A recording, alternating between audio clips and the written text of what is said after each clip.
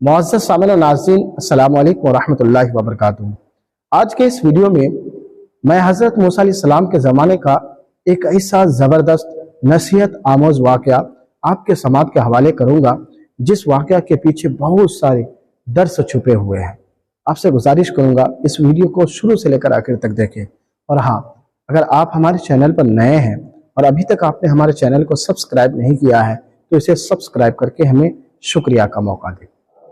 واقعہ یوں ہے کہ حضرت موسیٰ علیہ السلام کے زمانے میں ایک مرتبہ زبردست قحط سالی آ گئی، بارش نہیں ہو رہی تھی۔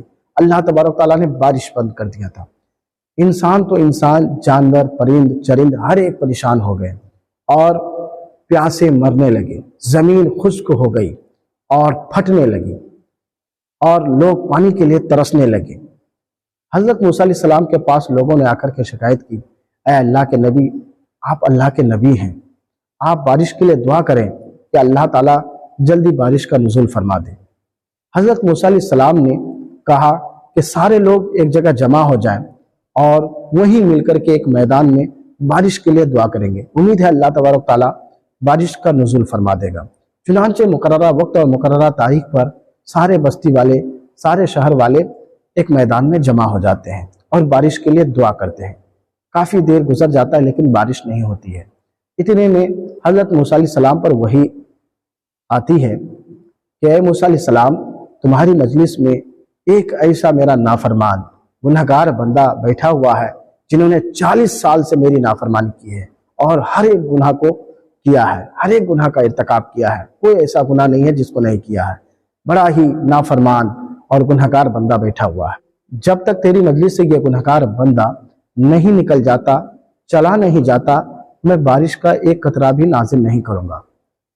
اس وحی کے بعد حضرت موسیٰ علیہ السلام نے مجلس میں اعلان کیا کہ اسی مجلس میں ایک ایسا گنہگار ہے جس کی وجہ سے بارش نازل نہیں ہو رہی ہے۔ 40 سال سے انہوں نے گناہ کیا ہے اور رب تبارک تعالیٰ کو ناراض کیا ہے، لہذا جو بھی شخص 40 سال سے رب تبارک تعالیٰ کی نافرمانی کی ہے، گناہ کیا ہے، وہ گنہگار اس مجلس سے نکل جائے۔ جو صحیح معنی میں گنہگار تھا اس نے سمجھ لیا کہ ہو نہ ہو یہ ہماری طرف ہی اشارہ ہے، کیونکہ 40 سال سے میں ہی اللہ تعالیٰ کی نافرمانی کر رہا ہوں اور میں نے ہر ایک گناہ کا ارتکاب کیا ہے۔ اسے کافی چوٹ پہنچی کہ آج اگر میں اس محفل سے نکل جاتا ہوں تو سارے لوگوں کی نگاہیں ہماری طرف ہوگی اور ساری انگلیاں ہماری طرف اٹھے گی اور میں بہت زیادہ ذلیل و خوار ہو جاؤں گا، رسوا ہو جاؤں گا۔ چنانچہ وہ مجلس سے نہیں اٹھا۔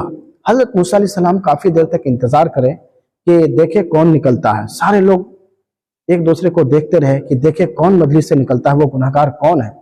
کافی دیر تک کوئی نہیں نکلا، لیکن جو صحیح معنی میں گنہگار شخص تھا وہ دل ہی دل میں سوچنے لگا اور رب تبارک تعالیٰ سے دعا کرنے لگا، الہ العالمین، میں ہی وہ نافرمان بندہ ہوں اور میں ہی وہ گنہگار بندہ ہوں جس کی وجہ سے بارش نہیں ہوئی ہے۔ میں جانتا ہوں کہ میری طرف ہی یہ اشارہ ہے۔